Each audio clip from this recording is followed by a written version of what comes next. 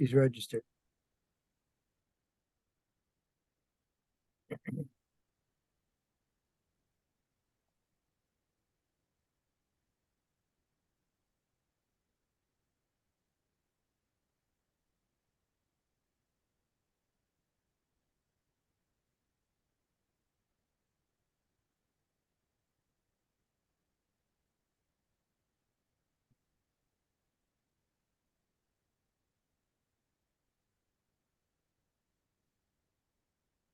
This is Evan.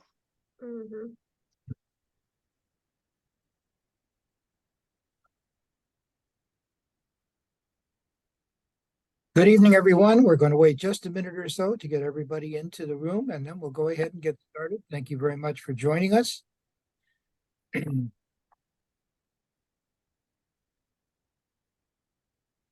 this somewhat rainy fall evening.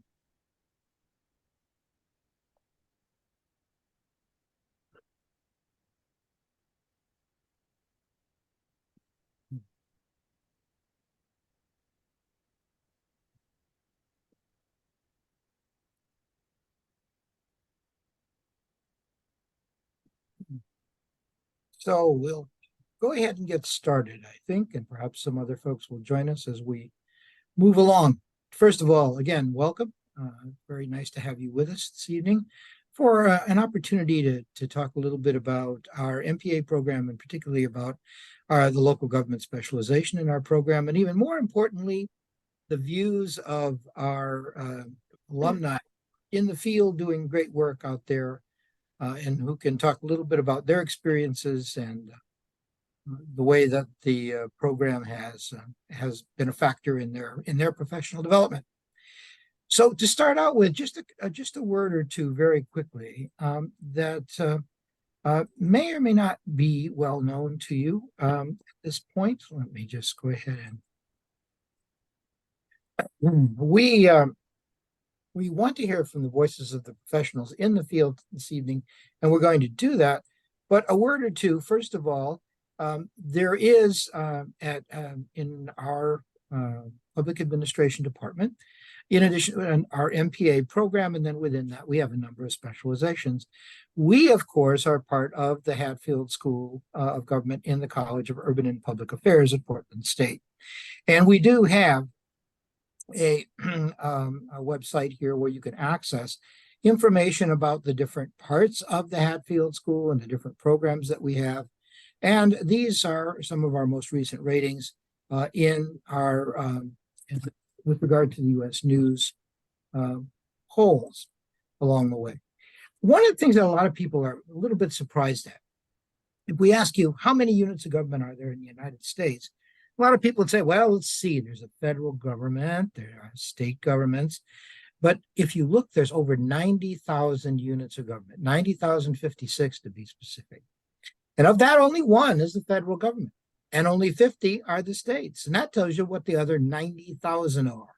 They are the cities, the counties, the special districts, the school districts, all these other units of government, which are where we live in the community. And indeed, it might also surprise you to know, and it is a surprise to a lot of people to realize, that's in the most recent numbers here in Oregon, 75.1% of all government employees in Oregon are in local government. And that is quite a number. Nationwide, it's a little over 63%.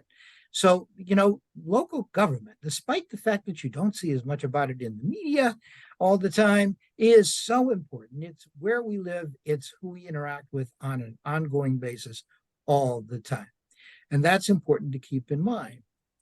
It is something that we think about all the time. And one of the things we like to say about our department and our program is that we are here because we want to be making a difference together through public service. And that is pretty much what we see ourselves doing, not only in the local government specialization, but across the program. Tonight, we have a distinguished panel of our alumni with us, and we're going to talk about just a couple of questions that you might be interested in, and then answer any questions that you might have. Before we do that, though, let's start with some brief introductions to just go around our panel. So we'll start with Kelsey Lewis. Hi, everyone. I'm Kelsey Lewis. I graduated from the MPA program in 2010, and I am currently working for the city of Wilsonville. I'm the grants and programs manager here. And I think we're going to keep it pretty short. Those just our brief introductions. Thanks.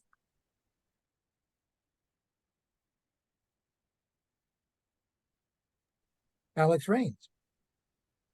Yes, hi, my name's Alex. I'm the city manager in Scappoose, Oregon. I graduated from the MPA program in 2016, and I actually started in Scappoose while I was in the program as an intern and just worked my way up. I've been city manager now for 3 years, including my year as interim. Thank you. Megan George.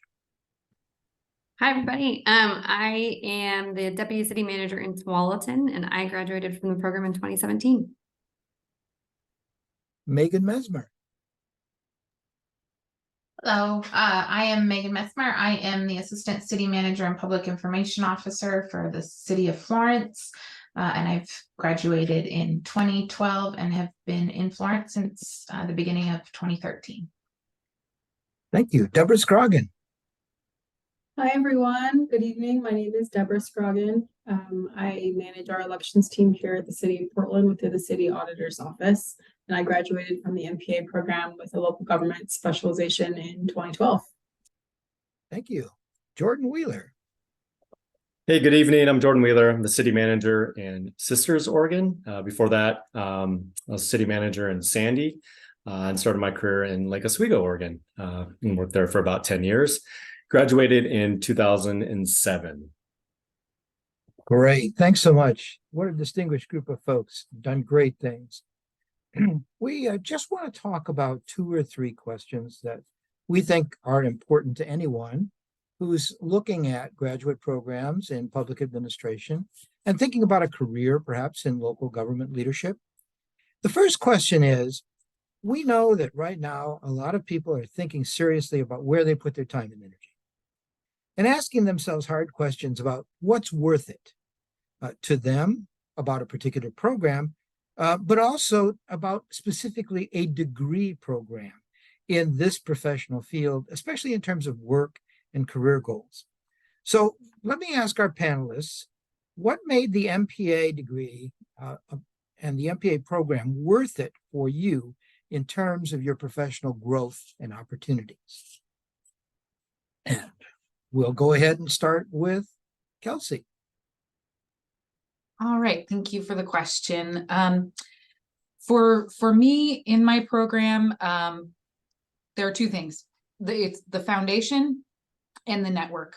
So the courses that I took in the MPA program gave me the foundation that I needed to understand what I was getting into, and what a lot of the things that you encounter in a local government career are about. Gave me the tools that I needed to really decide what was best for me and get into the career that I wanted. So that's the foundation part, the courses and the environment, but especially the network. So when I started my program, I didn't know anyone in the local government. In fact, I started in the program wanting to do nonprofit management, and while that is a great thing, local government is where it's at for me. And I learned that being in the program and interacting not just with professionals in the field, which is absolutely essential, but also with fellow students who had experiences in employers, with employers that I thought I might want to work for, and just hearing their candid information about what they'd experienced gave me information that I don't think I would have gotten otherwise. So it's a pretty small network in Oregon, particularly, and I think being in the program gave me the entry into that I really needed. That's great. Megan, how about you? Megan Mesmer. We'll start with Megan Mesmer. I have to remember we have 2 of our distinguished colleagues named Megan with us tonight. Let's start with Megan Mesmer. Well, thank you. Don't worry, I'm used to it. My best friend's also named Megan, so it's really hard. I second everything Kelsey just said, but I would also mention it helped me figure out what size of community I wanted to work in. I did 3 internships while I was in the program, all with very small communities. And then some of my classmates, hearing their experiences in some of the larger communities, helped me figure out kind of the sweet spot that I ended up in here in Florence, which is about 10,000. And knowing that was the size I wanted to look for, giving me the opportunities to try a little bit of everything. And I have tried and done a little bit of everything while I've been here over the last 10 years, but also not needing to do everything has been helpful. We have enough staff, but not too many staff that you kind of get pigeonholed in doing one task. So that was really helpful, doing those internships and learning from others' experiences as well. Megan George. Funny enough, one of my best friends is also named Megan. So I feel you, Megan. I agree with a lot of what was already said. I'll add a couple of things from my perspective. One is that I am a thinker that like I do best when I know the big picture and then can zero in on what's interesting or helpful to me. And so understanding the overall context of local government in terms of all governments, understanding what cities do as compared to counties and other forms of government, understanding the different roles that governments have and positions that I might be interested in where my skill sets will be useful. All of those things helped me to be really intentional about pursuing various professional development activities. I had the opportunity to work for the city of Carlton, which is teeny tiny, just about 2,500 population in Yamhill County while I was going to school. And I was able to ask questions at work about things I had learned in my coursework and vice versa, ask things in my classes about what was happening at work. And that I found was a really helpful dynamic. The other thing I'll share is that when you're a student, nobody says no to you when you ask questions or ask to go on an informational interview or ask for an internship. In Tualatin, we have a intern right now who's a Portland State Master of Public Administration student, and she came for an informational interview, and we liked her, and we're like, hey, let's figure it out, let's do it. And so it's a really unique opportunity to ask questions, be curious, and try things. I'll leave it there. Great.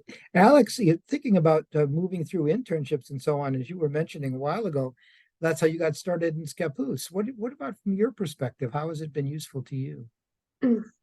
Well, I don't know that I have a ton more to add based off of what everyone just said, but yeah, no, I think the network and being able to meet people, as a student and be able to ask lots of questions and, learn what works for folks. I also really like the fact that Scappoose was small. It didn't really occur to me that would make that much of a difference initially, but I found that, not getting pigeonholed into one department, getting to experience lots of different things, and try lots of different things was huge in terms of me getting kind of a general idea of what I like to do. And,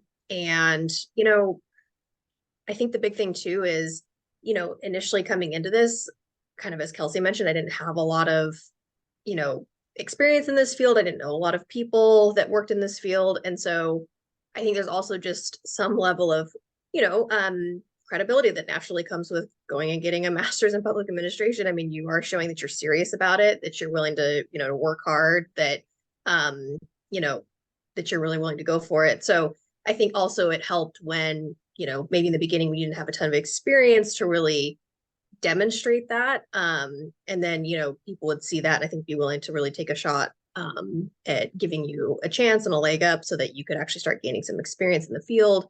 So yeah, I mean, I think it's been hugely beneficial for me. I can't, state that enough. It's interesting that a couple of you have made the comment now in it about the support of the people in the field when you're a student and you go to them to talk to them about informational interviews or ask about internships or projects or whatever, how responsive they've been to you.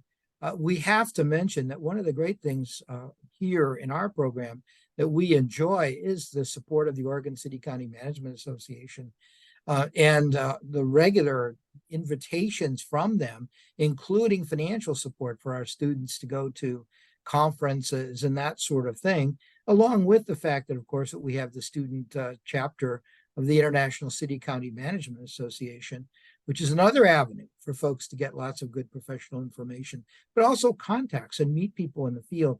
And that's really something that you don't find necessarily everywhere else. I certainly haven't seen as much really close support in some other states as I've seen here in Oregon, but it's great to have that assistance. You've described a number of things that you've experienced in common. I'm going to switch to Deborah Scroggin because you've taken a little bit different path in terms of the direction you've gone in local government and the kinds of government positions you've been in. So how about from your perspective? Yeah, thank you. People ask me this question about the MPA program and about the degree a lot, and I tell them frequently. For me personally, it was invaluable. I didn't exactly know what I wanted to do when I got in the program, but what it does is it exposes you to these different areas that you might not even know that existed in government. And I came out of it with this exposure to these different lanes and thinking, I don't know. I came in thinking one thing and came out with the understanding that I was a much better fit for this one thing. And the different kind of, like people were saying, the foundational structure really makes you feel confident.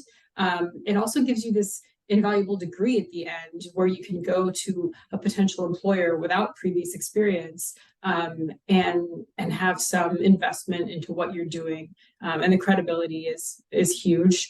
I would say the type of things that I learned I continue to use, including administrative law. I just brought that up at a meeting last week, that course, and the different things that I learned there have definitely been really, really useful. I definitely learned to maybe go deeper in those areas, or interview other folks that I met, or learn about other areas of government that it touched upon.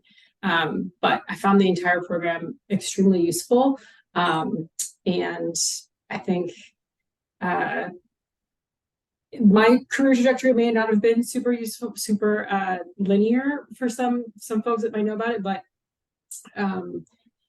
every part of it, and especially the discussion of local government and the lanes that you're in when you're in the management perspective rather than the elected perspective, that is helpful no matter where you are.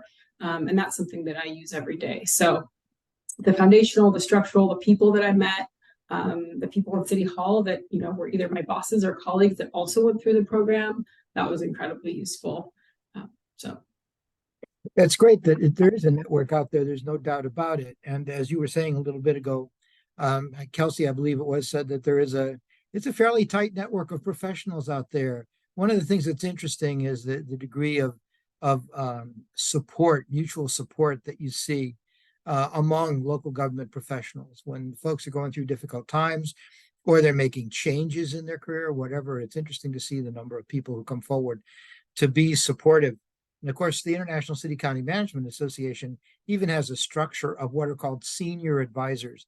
These are folks who are very experienced. They've been around a long time. We have, I believe, 6 of them now in the state of Oregon, who are there to advise people in the field when they're changing positions, entering into new jobs, trying out a different kind of job, and to be a friendly ear with a lot of experience around there. So it's a very interesting kind of and very different structure where there's a lot of mutual support and that smallness of the field in quotation marks, because there's so many people in it, is about the feel of it, not so much the numbers of it. So that's important. But you've all mentioned a number of things about things that you found in the program that were especially helpful in your professional growth. So let's go to a slightly different question. There've been very different positions, as you've mentioned. And not everybody wants to be or even knows what a city manager is or a county administrator is or does. And some people, for their own reasons, would rather be in a very different kind of a position as a department head or running a program like a transportation program, such as Kelsey runs there in Wilsonville. But one person we know who came into the program and on day one said, I want to be a city manager, was Jordan Wheeler. And he did that some years ago. And so one of the questions is asked, and we're going to ask several of you to chime in on this, is what is it about local government, given the experience that you've had in it as a professional field, that you really find attractive? Jordan, start us off. Oh, we don't have enough time for me to talk about my love for local government, but I will try. Thank you, Dr. Cooper. You do bring up a point that I think is a little bit different on my path. I knew that I wanted to be a city manager when I applied for the program. They don't really have undergraduate MPA programs these days, or at least not where I was at the University of Washington. And I had done a lot of informational interviews. I had known for years I wanted to be a city manager. And so then it came down to what program did I want to choose? Some of the advice that I received was, where do you want to end up? And I love the Pacific Northwest. I knew that being in a professional program, you're probably going to make connections with networks, internships, and things like that.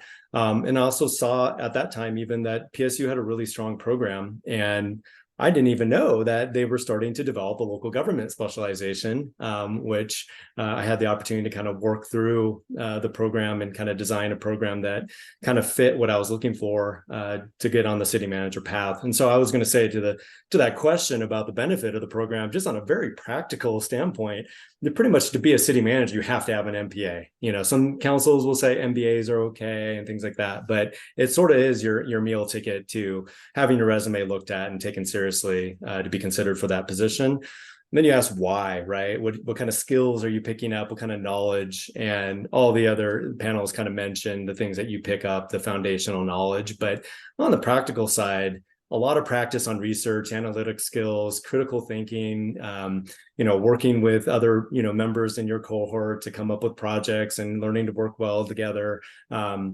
Basically looking at a problem and thinking of ways to solve them and resolve them.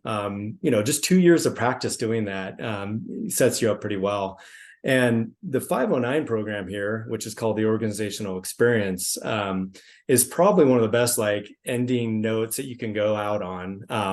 And I speak from the heart on this because it actually led to my career of moving into a entry-level position in a city that I was then able to work my way up because my organizational experience was an internship in a local government. But I have to say, city government's where all the action's at. I think people know that kind of intuitively. If you're not super into the policy making and, kind of the big politics of the national and state level, things like roads and water and wastewater and urban planning, fire and police, all the basic services that, people feel on the day-to-day basis is what excites me about local government. Nowadays, the problems are evolving, houselessness and things like that, more societal issues that, we feel and have to address at the local level. But at the same time, we're every day working on just basic services for building, wells and reservoirs and wastewater treatment plants and paving roads.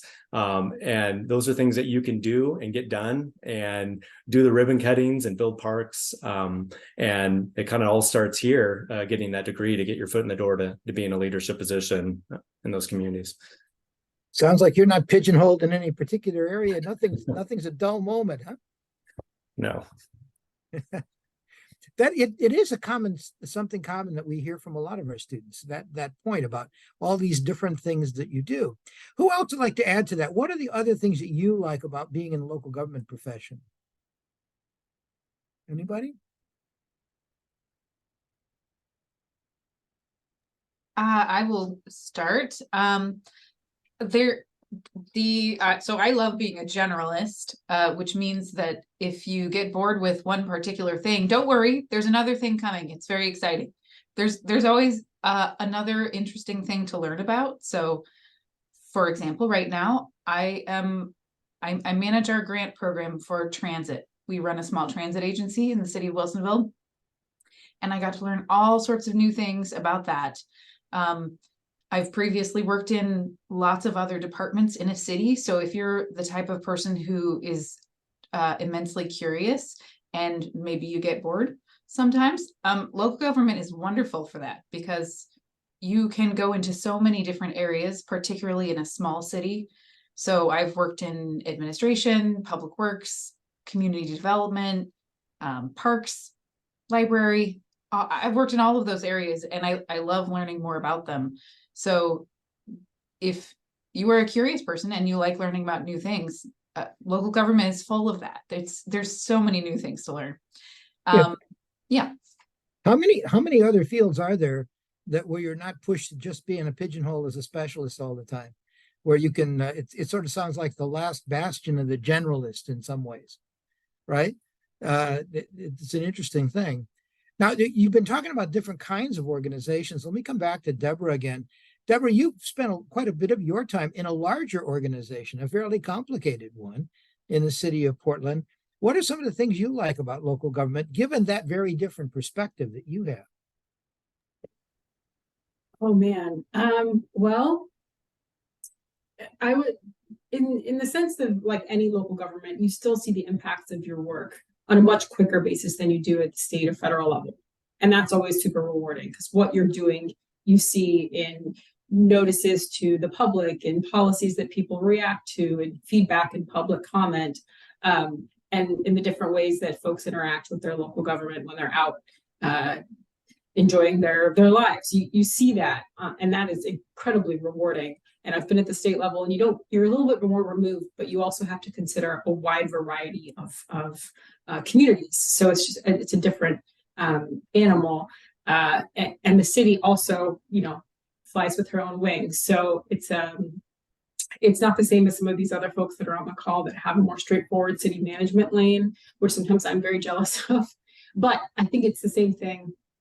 Professor Cooper, it gives you a lot of opportunities that you can dive into and learn about. And the MPA program gives you that foundational knowledge where all you have to do is, like someone else just said, be curious, and you can jump in and become a specialist, or you can back up and still be that generalist. And I really like that about the program is you can be very flexible with it. I didn't even know about elections and ethics until after I got my degree and started working in this field. And it really propelled me on a path. And so I think that's one of the big opportunities about this program is you go in a direction you didn't even know that you were super interested in and wouldn't have been exposed to it without it, whether it's a complicated commissioner form of government or a more straightforward council manager form. I think there's all of those opportunities. That's great. Megan Messmer has been in a place that's really quite different from the larger city area, not just because of the size, but because of the location, the coastal community. From your perspective, Megan, what are some of the things that you've seen that you really enjoy and being in that really quite different position that you're in? Yeah, so our community in the city limits is about 10,000, but the community that we are the hub to is about 20,000. So we get the benefit of being a smaller community, not as small as they are in Oregon, but that under 10,000. But we also get the benefit of having the amenities and the people and being that regional hub. The closest regional hubs to us are all over an hour away in 3 of the directions because we're on the Oregon coast. But having that larger community to draw from, we also have a lot of special districts that we engage with over the early 2000s, late 90s. We had several of our services spin off into special districts. So that's another added piece, which then they all work together and have our own intergovernmental agreement for our own agency that we also operate, that I lead with our partner agencies, which is kind of fun to have former services still kind of being led by the city in their coordination. But really having that smaller community, but larger population size, I guess, is an interesting piece for us. And then also being a tourism destination and having up to 30,000 additional people on any given weekend in our community adds an extra level of complexity to the work we do here. Alex, you've gone into a community that has been facing so many challenges because of growth. I mean, one of the communities in the greater folks in Scappoose wouldn't appreciate my saying greater Portland area, I'm sure. No, they would not. But it's true that it's close enough that people have seen it as a great place to live, but also a place that they can commute from and a place that they could find a house at somewhat reasonable prices compared to the market today. But it needs everything.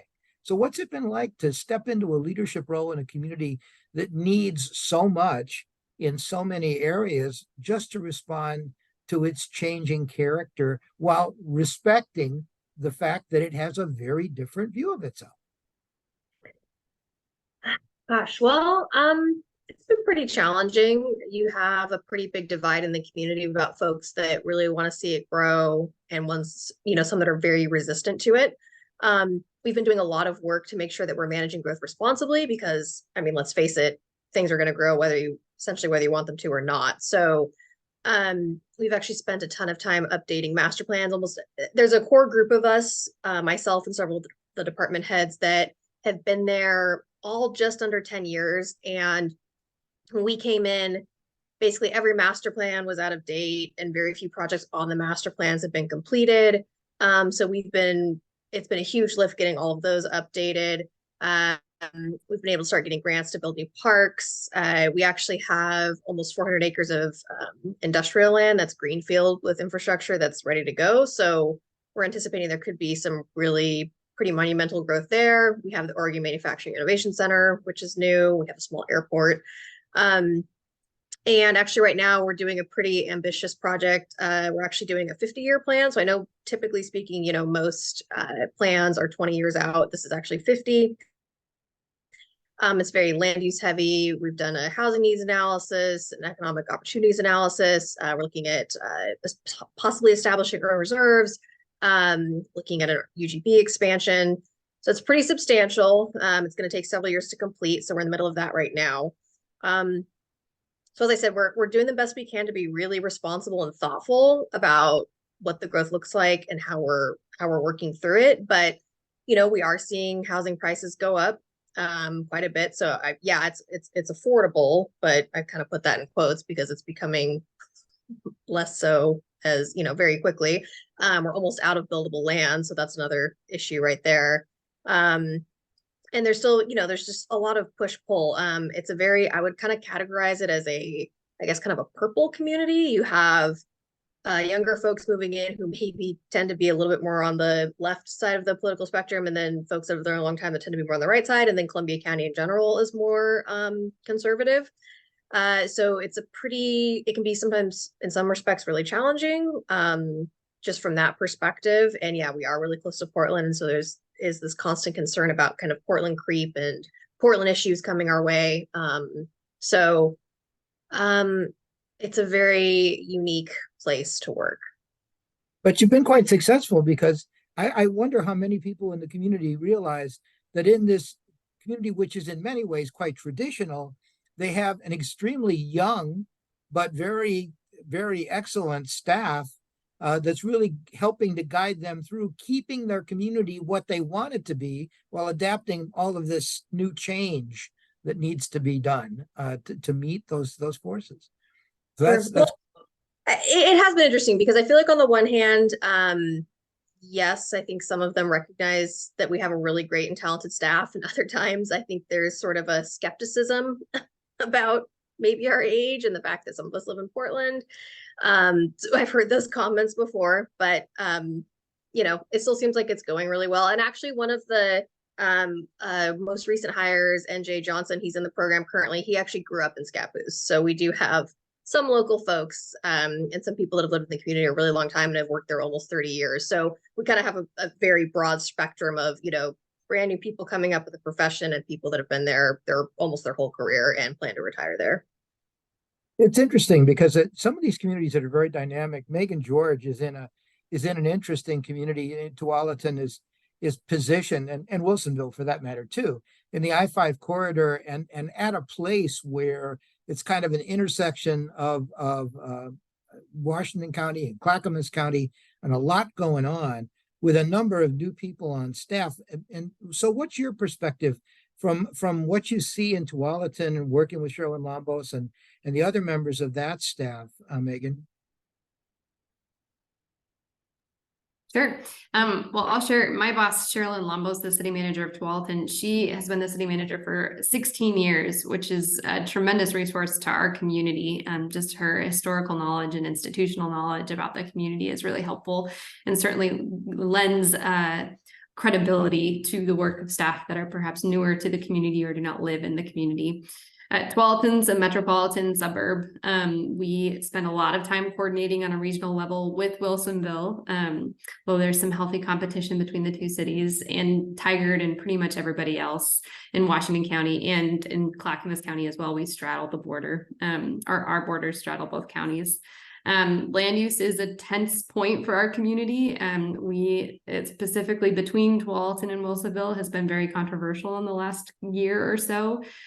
We have issues with housing affordability, and that our community wants to make progress on. And sometimes it's really hard to do that if you are also not interested in growth or density, which is often a suburban value and priority. And so we have a lot of conversations where those tensions exist. Homelessness is another issue that comes to a front when I think about those tensions between what are some of the community values and priorities that are in conflict with each other.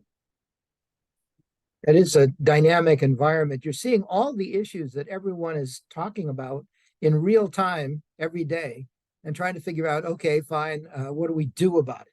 And that is one of the things that strikes me that a number of you have said. It's about doing something. It's not just about analyzing something. It's making change, making things happen.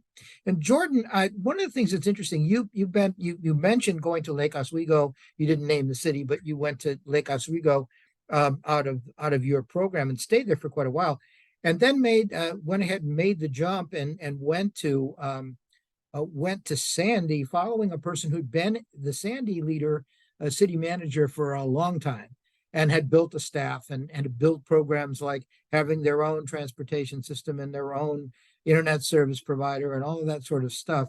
And you've had to go through a transition in the community. What has it been like for you? You've been in the field now for a number of years, and you've had to deal with that kind of a leadership transition.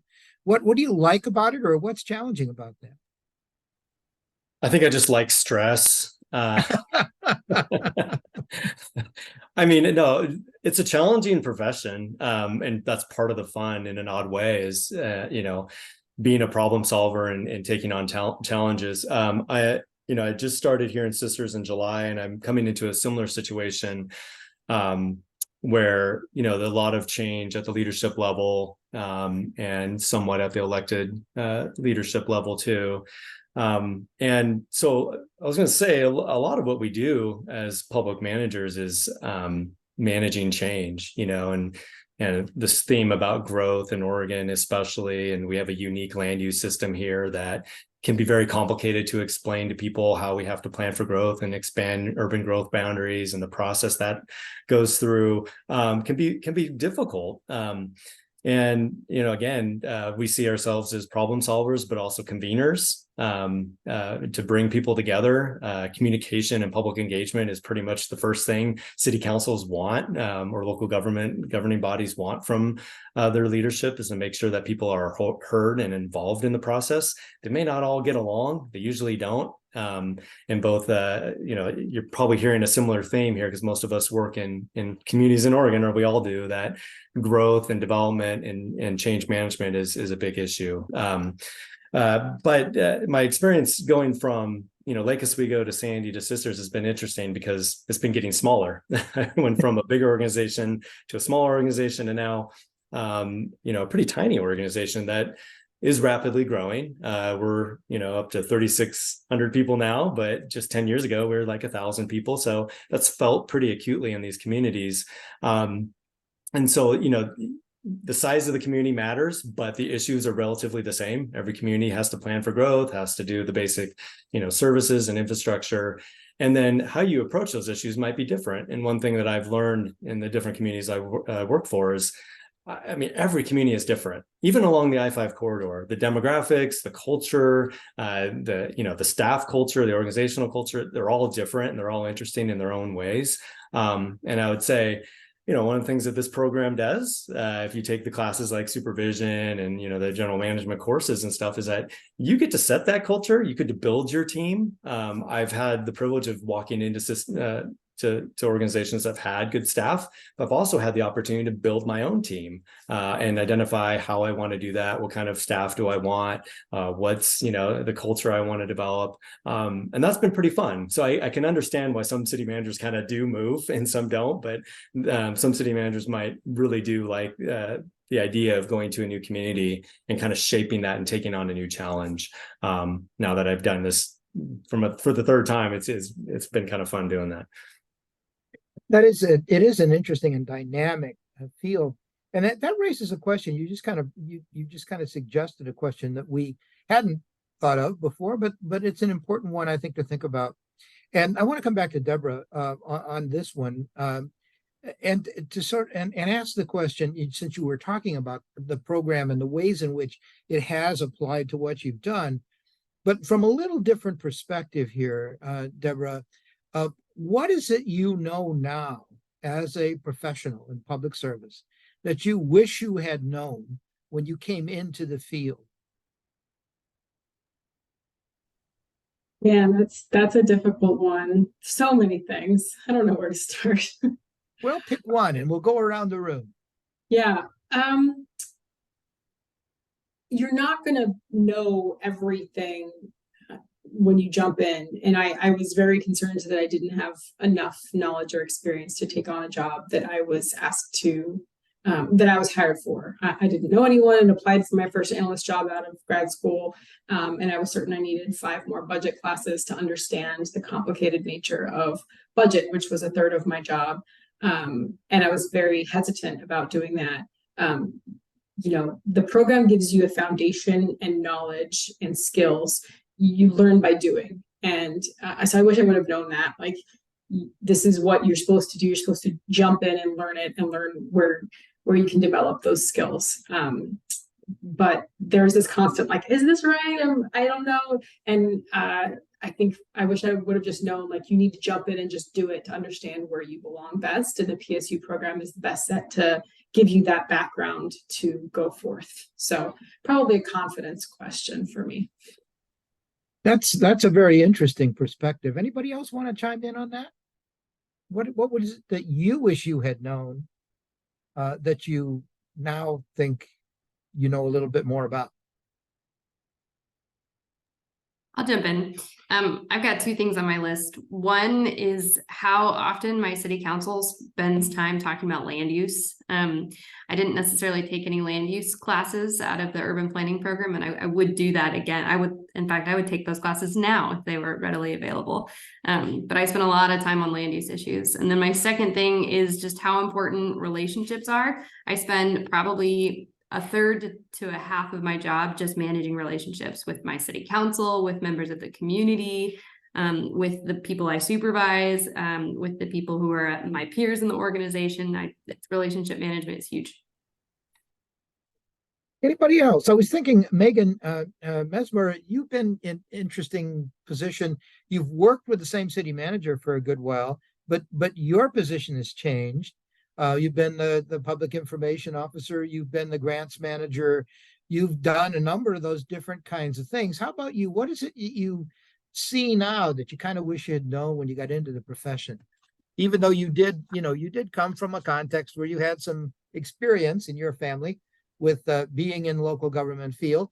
But how about you? You've been you've been in that one place, but it's been a very dynamic set of changes. Yes, I started here as the executive assistant to the city manager, moved to the assistant 2.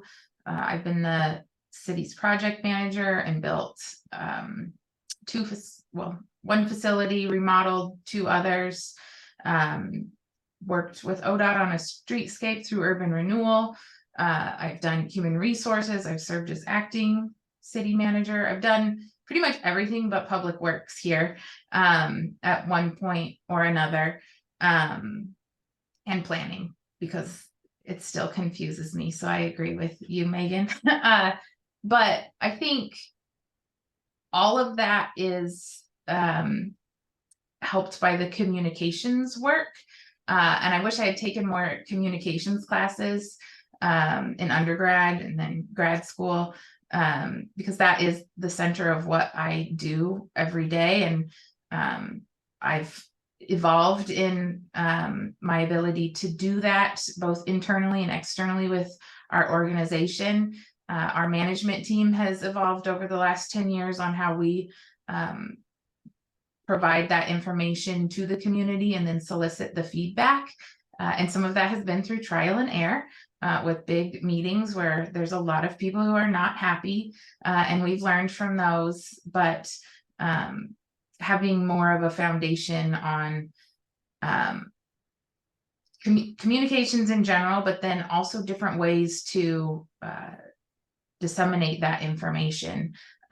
The amount of like graphic design work I do is not anything I ever thought I would be working on, but it's how we communicate currently: quick, easy to consume pictures, basically, and wishing I had more background in that type of communication as well. And then really the variety. I just mentioned like the vastness of the work we do. I also now manage our event center, and the amount of time, even today, I spend talking about what a box lunch should look like and how to provide a service to people that are paying for it because they want it, versus a lot of our other services where it's a necessity or a requirement, and really transitioning that thought process from my previous 8 years to the last 2 years in this role, and providing a service that they could go elsewhere for has been a new challenge. I don't know what class could help prepare for that, but just a lot of experience and networking through the conferences have helped as well. Elsie, you've you've also been through some pretty significant changes in the kinds of places you've worked and the things you've done. From Mount Angel, talk about a small community and a very different kind of community, to doing transportation in Wilsonville, sort of on the cutting edge of dealing with everything from climate change to growth. What is it that you would like to have known then that you know now? I think one of the things that I didn't realize is that wherever you are, whatever community you're in, there's always someone who is new to the game and doesn't understand the landscape. So I think for myself, realizing that I was not the only new person in town would have made me a little bit more confident about being the new person. When I arrived in Mount Angel, that was the first, I would say, real job, quote unquote, not an internship that I had after I graduated. And I did so, there was a period of time in which I felt like I came to work every single day and they said, oh, by the way, you also do this. And then they'd walk away and I would say, wait, I'm the planner. Oh, okay. Also I'm the permit, okay. And assistants, okay. Which was intimidating for me to take on all of those new roles, but understanding, particularly if you're coming into a community that it's very common for the council to half of the council to be new every couple years. So it's new for them to experience all of these things. So we've been talking about land use a lot. That's an issue where there's always going to be someone coming to your community or coming to your city services and not understanding the landscape. And I think being able to step back and remember when that was really new for me is helpful, to be able to, interact with a new elected official or interact with a member of the community with empathy and understand they don't understand all of these things, and being able to explain them can be really helpful to give people context and help them set their own expectations for what they want from the city or your organization. Yeah. Having worked in small communities, larger. I worked for the city of Mount Angel, which is small. I also worked for the cities of Hillsborough, Beaverton, Tualatin, Wilsonville. So lots of different community sizes, but there's always someone who is new to the scene and probably needs some help understanding what they've just landed in. Alex, we've been talking about things that people wish they had known when they started to deal with what they're dealing with now. I'm going to ask one last question we really hadn't talked about before, but I think it's an important one since you've already dealt with a number of things we had been sort of thinking about before. And that is, so looking forward, you've been running fast to keep up with growth and change. But as you look forward, and I'll ask Alex to start us off on this, but if, others too, if you want to chime in, where do you think your important challenges are important challenges at the community level, at the local government level? Where are they on the horizon? Where are the next ones coming that you see, that you're thinking about, that you're trying to imagine and help your community meet? Well, I think one of the big things that comes to mind is just the cost of infrastructure. And we do have a lot of infrastructure that's aging out. And so, you know, negotiating and talking about how we go about paying for that, I think is going to be a very big conversation. We did luck out. We got a lot of ARPA money. We got almost $14 million. And so that has allowed us to fix a lot of the Could I projects. interrupt 1 second? Could you explain Yeah. what ARPA is, just for Oh, anybody who? sorry. Yes. So the American Rescue Plan Act. So all of the money that came in allocated from the state, we were able to get a lot of that money from the senators. Each had an individual allocation, so we got a lot of that money from our senator at the time, and we were able to get several infrastructure projects funded. So we have wells going in, we have a reservoir, we've got our wastewater treatment plant being updated. We have a brand new well going into a different aquifer we've never tapped before. So, you know, fingers crossed that goes well. So for us, it's going to be infrastructure, I think, first and foremost. We have, you know, roads that need overlays. We're going to probably need new water sources soon. So we have all that industrial land, but our water is actually very limited. So there's been some discussion about where new sources might be. We're crossing our fingers that this new aquifer is that source, but if that doesn't work out, we're really strapped in terms of where we're going to get water. So that's another really big conversation in terms of how we grow. So those are some of the big things that come to mind, but also then just in addition to that, as we get bigger, you know, we have a really low permanent tax rate. So there's lots of concerns, you know, we're not that far from compression. And so when we try to add staff or police officers, you know, planners, anybody really, we're very hard pressed to do so. And, you know, there's just not a lot of appetite for increased taxes in the area we're in. A lot of people move out there because they want to pay less. And I totally understand that. So, you know, having those conversations with people, and not that people aren't willing to do increases. We actually did successfully pass a fuel tax in 2019, a local fuel tax, which has been great, but still there's not a lot of appetite. It's challenging. And so having those tough conversations about where that money's going to come from and how we're going to pay for everything has been really difficult. You know, we've had to put pretty significant increases on our utility rates. There was actually a period of time about a decade ago where council decided not to raise rates for 12 years in a row. Those costs don't disappear. They just get compounded and laid onto the next, you know, the next people coming up. And so, like, I think last year, most of our index rate increases were around 7% because of inflation. So it's tough to explain that to people and why that's happening. So, you know, I think those are the biggest challenges I'm seeing right now, that we're really up against really already. I mean, we're in it already. It's not really that much of the future. This is what we're facing now.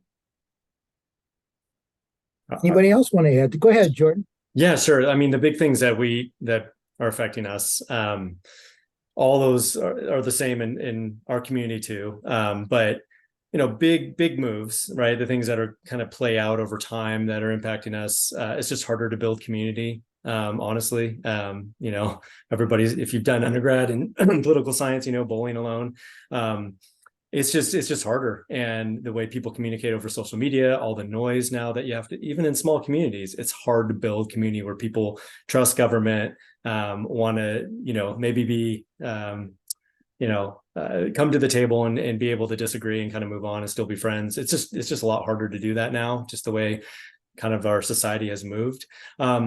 And then, the things that I think about, AI, how that's affecting us. I use ChatGPT, and it helps. Income inequality is an issue that plays out in Central Oregon big time. The cost of housing, affordable housing, houselessness, the big funding challenges in the state of Oregon with our property tax system, the ability to recruit and retain staff.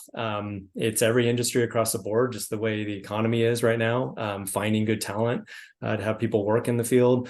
And climate change, of course, is affecting us and how we become more resilient and adaptable to a changing climate, especially with water here in Central Oregon and other places experiencing drought in Oregon. Even issues that we're dealing with now is like childcare, right? I'm, working with community partners on, the fact that we have a childcare drought and the cost of childcare. All these things that kind of cropped up that we're now working on that are kind of beyond what maybe local governments have had to deal with before, but affect what we do.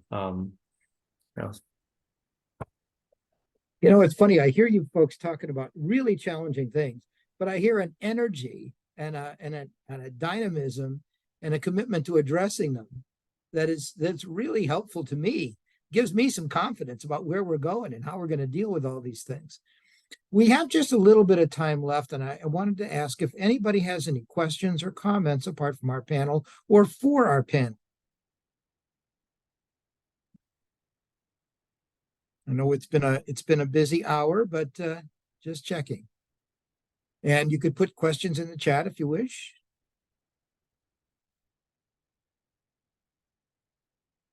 Okay, I don't see any questions or hands or chat questions.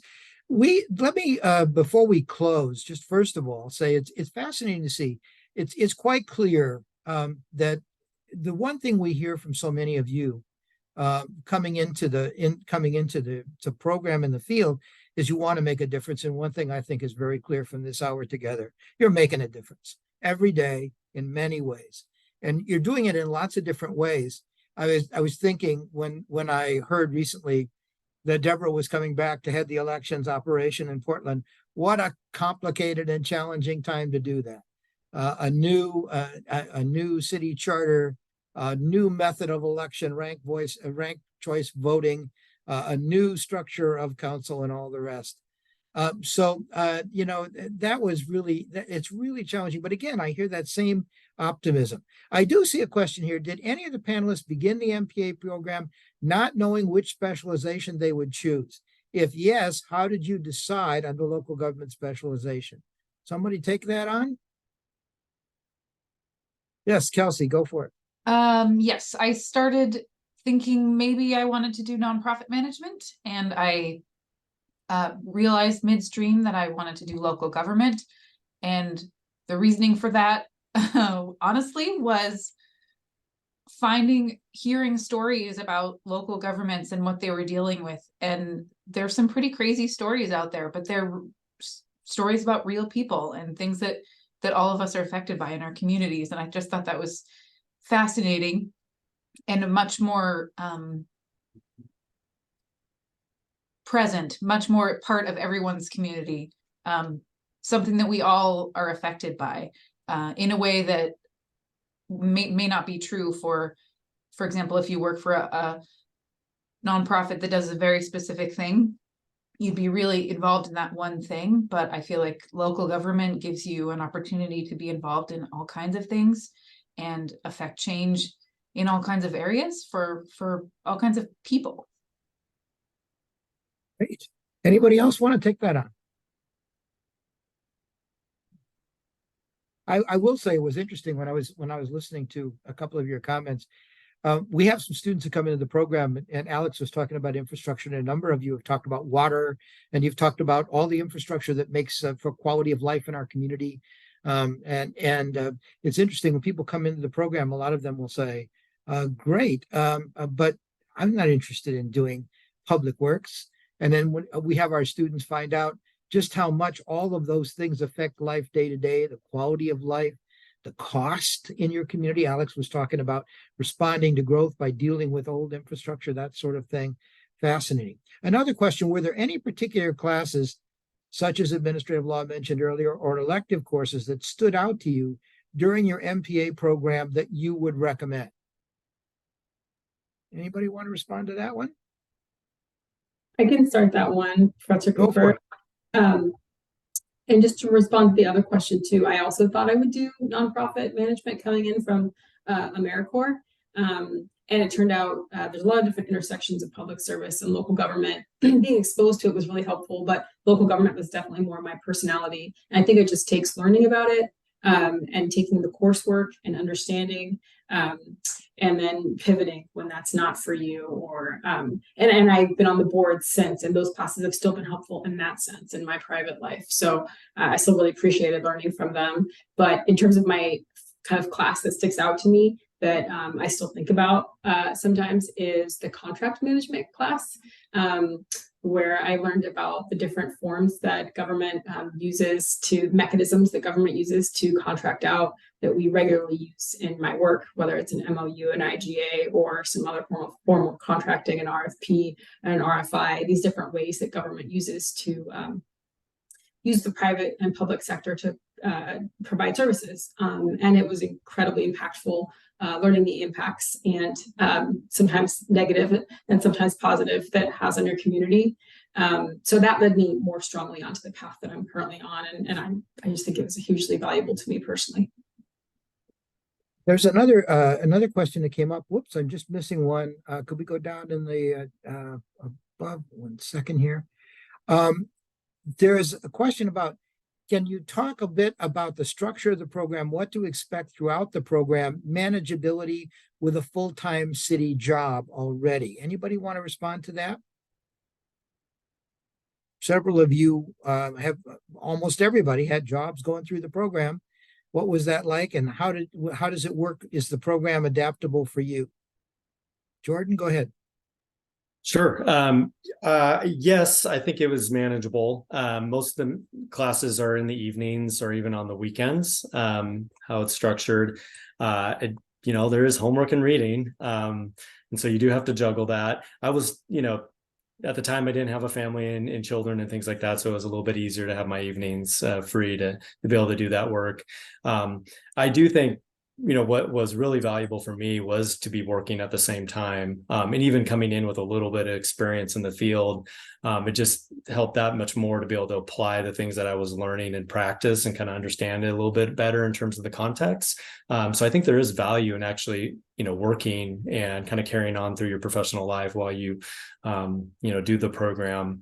I think the program's adaptable too. A lot of people do it in 2 or 3 years, but more people take their time, 4 or 5 if necessary, to take a lighter load so that it doesn't overwhelm sort of your personal life as well in your evenings, if you're taking the full 3 classes a quarter.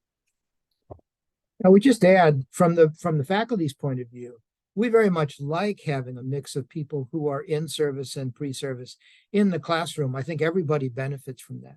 We have a couple more comments in the chat, but we have run a little bit over time. I want to be respectful of people's time. I want to particularly thank everybody who has attended, and especially our panelists, for sharing your experience and giving us so much insight of what's going on out there. I think our faculty colleagues who've been listening to you, we've been learning a lot too in real time from what you've been talking about that you're doing right now. And you do make all of us feel really proud of you and really optimistic about the future for local government, for communities in Oregon, and for the next generation of leadership going forward, not only here, but elsewhere. So with that in mind, we want to say thank you very much. We will be available anytime to answer questions. And we will be happy to go ahead and put in the chat my email address, but I can certainly pass along to you the contact information for other faculty members as well, if you're interested. So any closing thought, or shall we just thank everybody and wish everybody a pleasant evening? Thanks so much, everybody. Please do be Yeah. in touch. Jordan, Thank you. Thank you. Good to see thank you, everybody. Megan, Kelsey, Alex, Thank you. Deborah. Thanks so much, everybody. Good night. Night.